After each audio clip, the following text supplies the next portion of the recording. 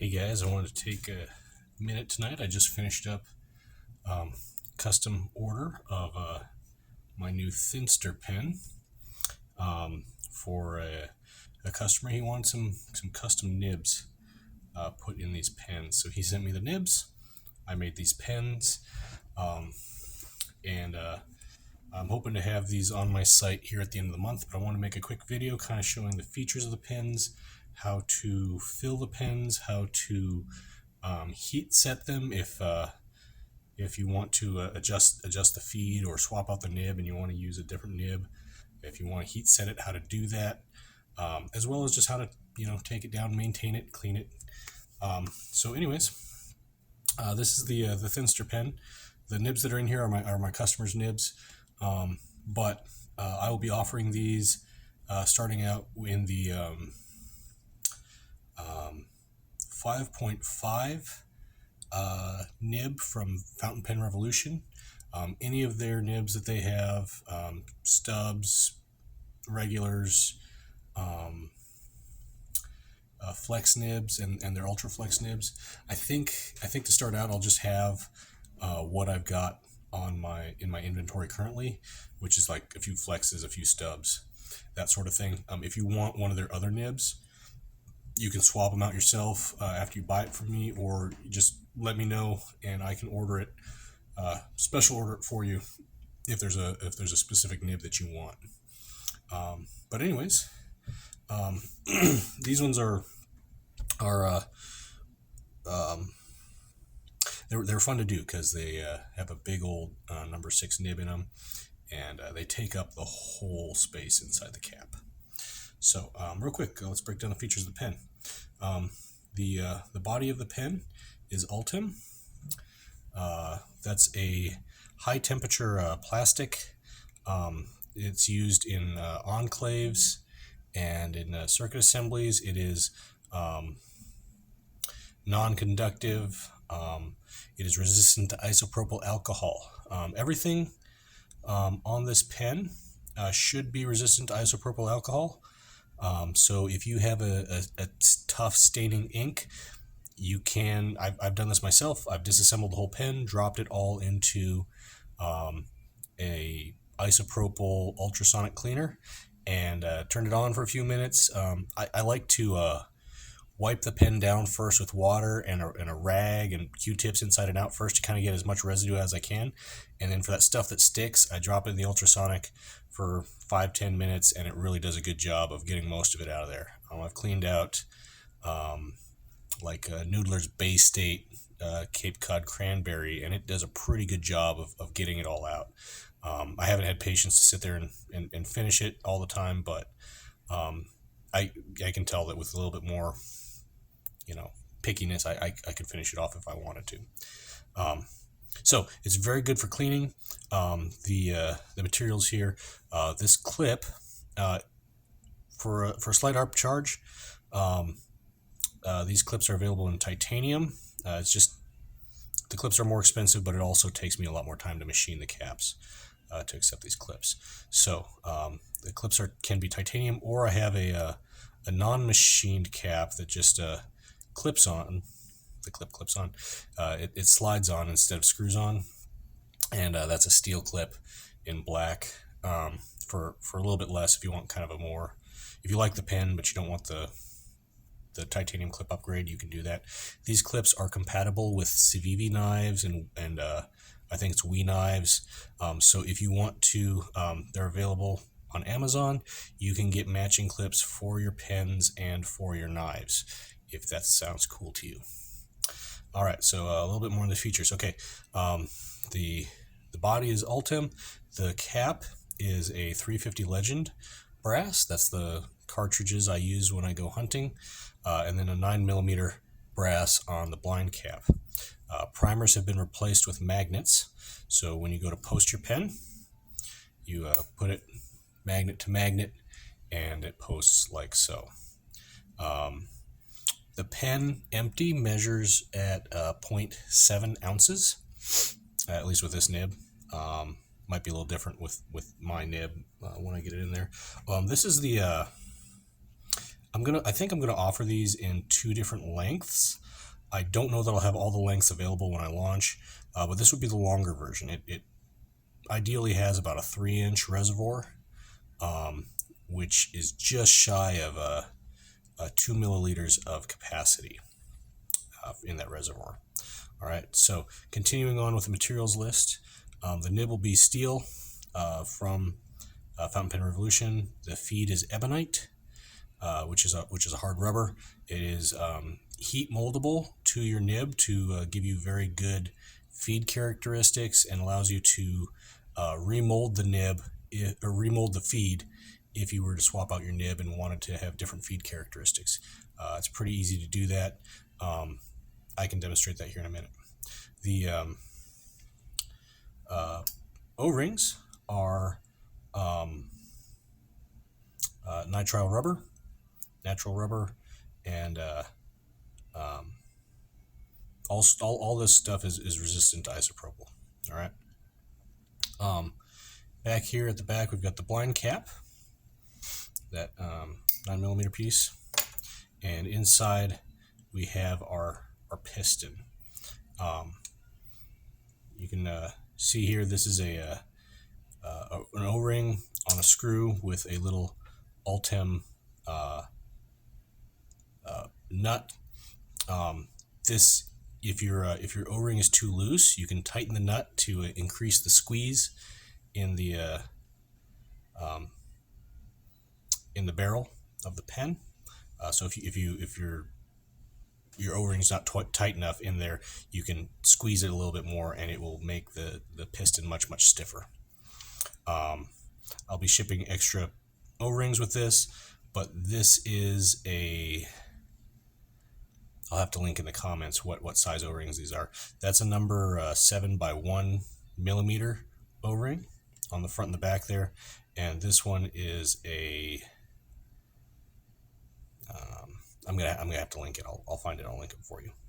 All right.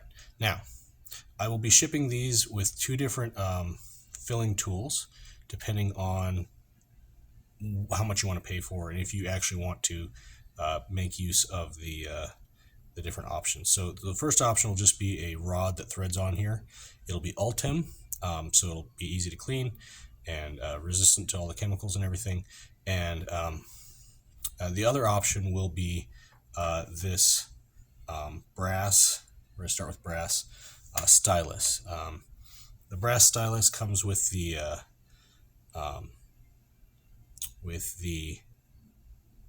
titanium clip on it.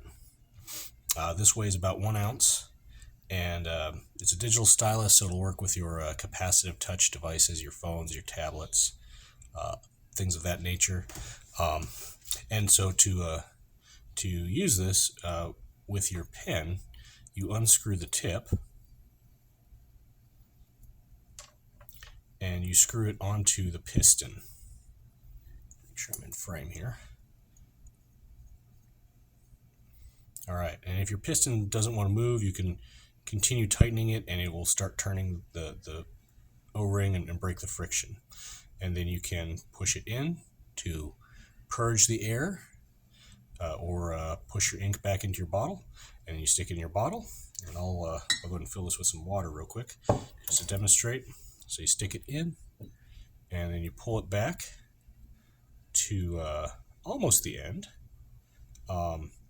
What I like to do is when it's about at the end, I like to pull it out, tip it up, and draw some air in to make sure that I have cleared a channel for air in the feed, and then push it back up until I have purged that air out of the feed. Okay? And if you're not careful, you may squirt a little ink, but this is the way I like to do it. That way,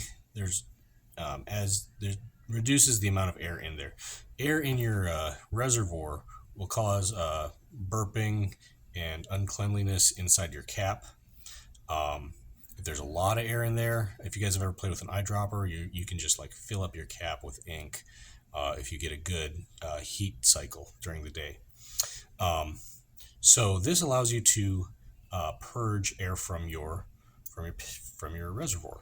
So if you've been writing a while, and let's say you got a big old air pocket in your reservoir like that, the way that you can get rid of that, now your pen will have ink in your feed. So the first thing you do after you've attached your piston is you tip it up and you draw the piston back a little bit to make sure that you have a cleared channel for air to escape. If you just push, then there's oftentimes not going to be a clear channel for the air to escape, and what will happen is you'll just end up squirting ink everywhere that was already in your feed. So once you've cleared an air channel, you can push this up, working it slowly so you don't go too far, get it right there where the air bubble meets the feed, and you've basically eliminated all of the air in your feed, and you can just unscrew it and leave it there. And so now your piston has eliminated the air in the feed. This is very useful if you want to have a large capacity like an eyedropper, but don't want to have the pen burping and spitting on you all the time. So let's say you're going on a long trip, you want to fill it up, you want to take your tool with you so that you can continually purge the air, maybe just wipe off any little droplets that form with a little piece of paper towel or something, and keep your pen nice, have a large capacity, and not have to worry about large air bubbles forming as you're using it. This is having pens that can purge the air but also have a large capacity are kind of my favorite types of fountain pens. So once that's done, you can just reassemble, put your blind cap back on, and reassemble your just put your cap back on as well. So I'm trying to think if there's anything else. Oh, I was going to explain heat setting. So for heat setting, what I like to do is, this is hot water here, and I've already heat set this tonight. But what I like to do is I like to clean the pen and just take a cup of boiling water. It won't hurt the resin here. It will soften the ebonite. So take a cup of boiling water, and I like to attach my piston rod. I like to stick it in there, and I like to empty and fill the reservoir about 3 times to suck a lot of hot water through the feed to make it all nice and soft. And then you hold, I get a paper towel or something so I don't burn my fingers, and I hold the feed against the nib until the feed cools. And as it cools, it will take the set of that nib, and it will have a very it'll provide a very good, even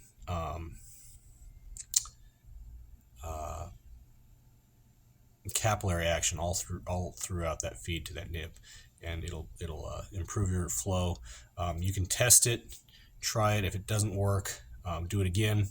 You can also do this with ink in the pen, so you can test the flow.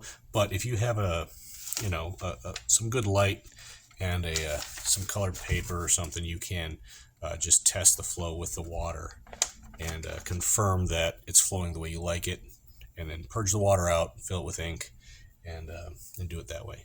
So I hope you enjoyed this little overview of the pen, how it works, how to fill it, how to clean it.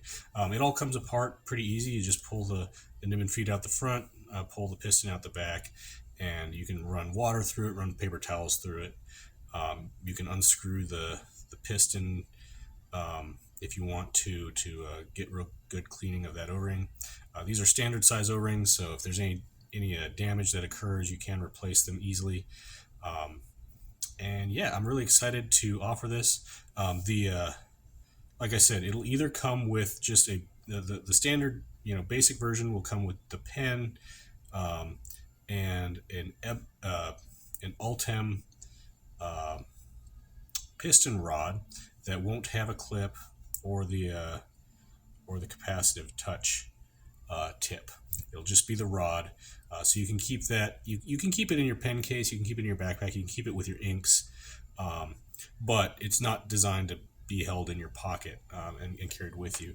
But I wanted the option of having a tool that was able to be carried with you, so I also came up with this, and I wanted it to be something that could serve a function in your day-to-day life when you're not using it to keep your pen topped up or purged. And so this gives you a nice little brass and titanium capacitive touch stylus, and I think that is a value added if that's something that you would like to invest in if you get this pen. So thank you guys for listening to my very long introduction onto this Thinster pen and the stylus. And I hope you guys will enjoy these pens, and maybe this inspires you to go out and create your own pen. I hope it does. It's been a very fun process for me, and hope you guys have a good night.